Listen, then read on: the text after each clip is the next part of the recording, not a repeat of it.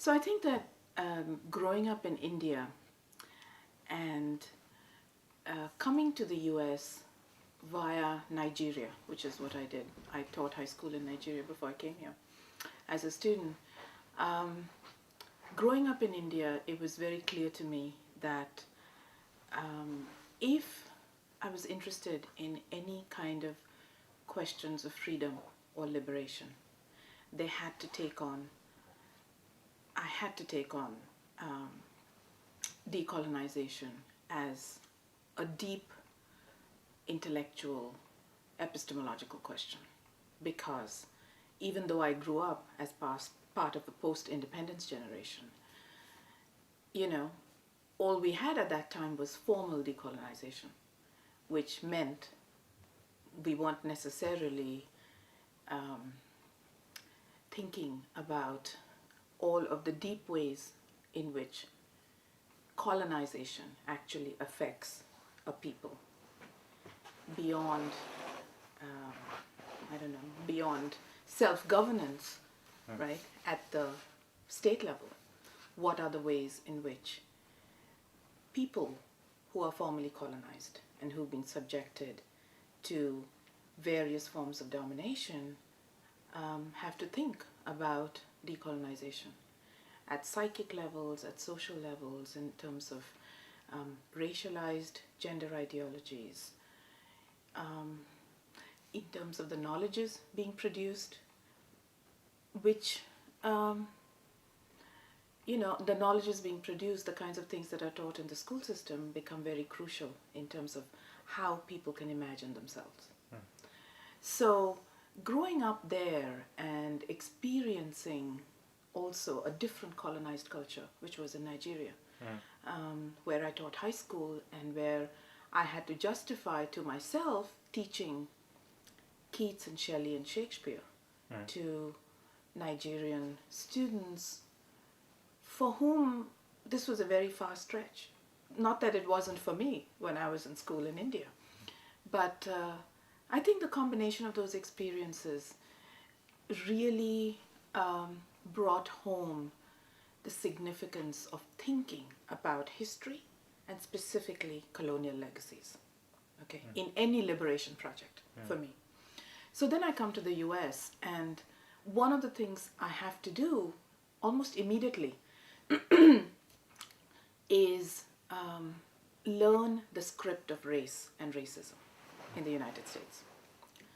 And this is a new script. It's not that I don't understand a little bit of it, because I've lived in Nigeria as an Indian in a black country with Europeans in very dominant role, even then.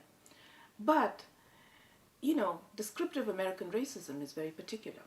And in order to understand that, you really have to, as somebody from the outside, as somebody from the South, it was very important that I actually teach myself about the counter-narratives or the history from below of this country, in order to both understand how racial and economic domination worked and where I fit in as an immigrant and as a person from the South. And so that kind of thinking about colonial legacies then comes together with thinking about what those legacies mean in the context of a hegemonic culture in the North, and not any old culture, the United States. How do you keep in your mind, in your analysis, in the way you make sense of the world, how do you keep questions of the profound gendered structure of society together with colonial legacies, capitalist scripts, racialized ideologies, and nationalisms?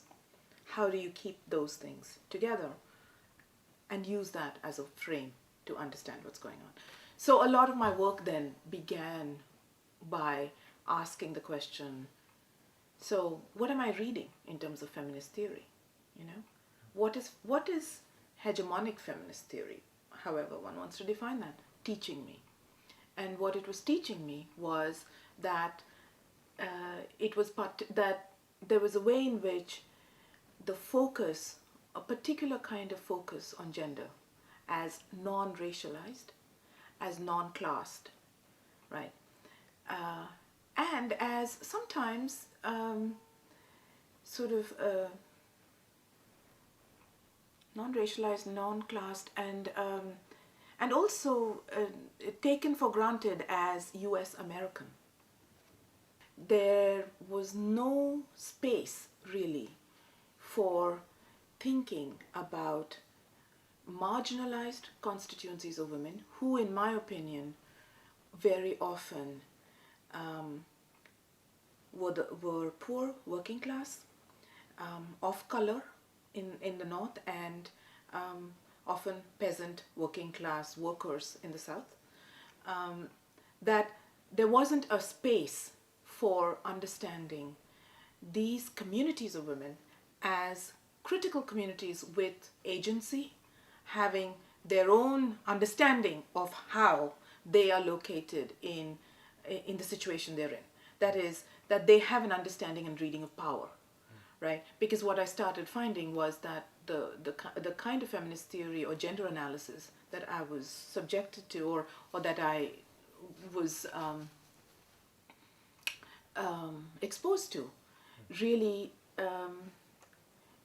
ended up colonizing these groups of women in order to construct, and as you know, some of my old work, in order to construct this this notion of the free, liberated Western feminist. Okay. Socialist feminists, while paying attention to questions of class and women workers, very often did not pay attention to questions of colonialism and race. So while, there was a piece of it there for me that was important in the reading of capitalism and the naturalized, understanding how capitalism and capitalist values become naturalized in the world we live in, and that they allow people actually with privileges to either construct people without those privileges as pure victims or as people deserving of charity, or as people who have no critical understanding of power and how to fight it. That seemed to be what I was reading. So that's actually some of the ways in which I get to thinking about what it means to speak of global capitalism, corporate globalization right now, and of the possibility and the potential of transnational anti-capitalist feminist struggle, right? That's how I get to this place where I'm, asking the questions of what is it, for instance, about how historical colonialisms, how do historical colonialisms construct themselves and their relations of rule on the basis of racialized gender? Okay, that becomes an important question. And how does that then get picked up in the decades following? And how do capitalist relations of rule, in fact, utilize those gendered and racialized colonial legacies in order to now once again create surplus labor, once again create third world poor women as the preferred workforce, and can we actually talk about anti-capitalist struggle without understanding the importance of race, gender, colonial legacies in that struggle? So that, to me, is a really crucial question. And so one way to think about it is, now, in the world that we live in now, how does the colonial traffic in the imperial, right? how do imperialist projects now, imperialism, it seems to me that imperialism, militarism, and globalization, corporate, capitalist, corporate global, economic globalization are now hand in hand right now, right? So there's a lot of people who will talk about those three things as three different things, okay? But for me, first of all, we need to understand how those three systems, modes of operation, practices, right, interconnect and sustain each other, and how at the heart of some of those practices, right, are gendered and heteronormative sexual politics and ideologies, that cements. So the kind of imperialism and militarism we see now requires a sort of construction of masculinity. It requires thinking about exactly actually mobilizing the old colonial ideologies of, you know, white men rescuing brown women from brown men. It's a very old trope. It gets mobilized again, over and over. And that trope actually is very crucial in creating hegemonic consent. It's important to not disconnect, I guess, analysis of, historical analysis of racialized gender that,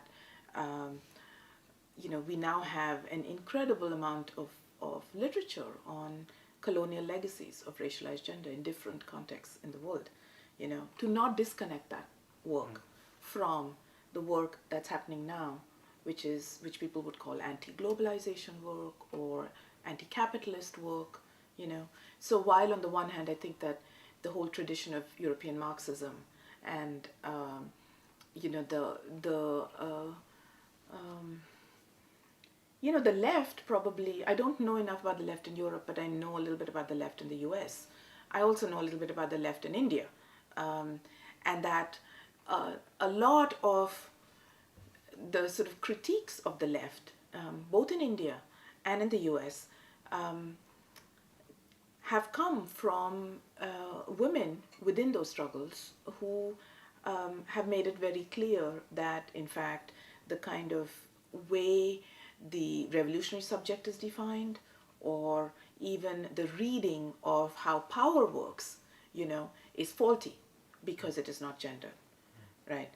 So some of the more interesting, like, union work happening right now, I think in the US, is with the Service Industrial Employees Union, where they figured out that they can't not pay attention, right, to the fact that women are the dominant workers in certain industries, like the health and the service industries, one, and two, that immigrant labor is also fundamental in this country to certain industries.